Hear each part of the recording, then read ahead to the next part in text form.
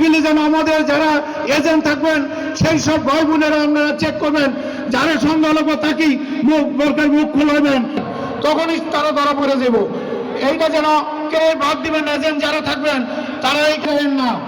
এই আপনাদের 2, 4, 5 হাজার 10 হাজার টাকার বিনিময়ে যদি বিক্রি হন, আমাদের সেই অনেক ক্ষতি হয়ে গেল।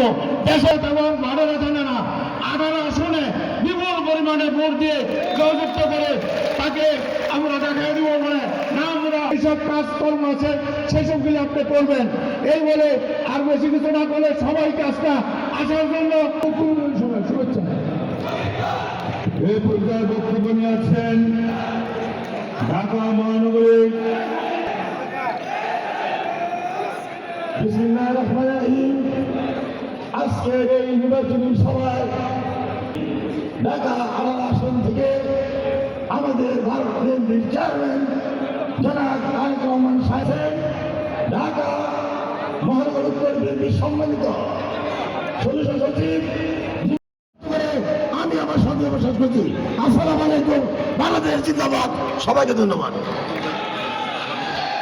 সংগ্রামী নেতৃবৃন্দ, আমাদের মাঝে আরো উপস্থিত আছেন খিলগাঁও থানা বিএনপির সাবেক কোষাধ্যক্ষ মুখলেছুর রহমান দর্জি। এখন বক্তব্য নিয়ে আসছেন উত্তর দক্ষিণ খান থানা বিএনপির সাবেক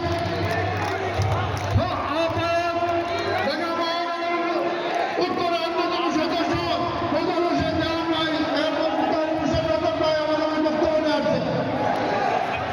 বিসমিল্লাহির রহমানির রহিম।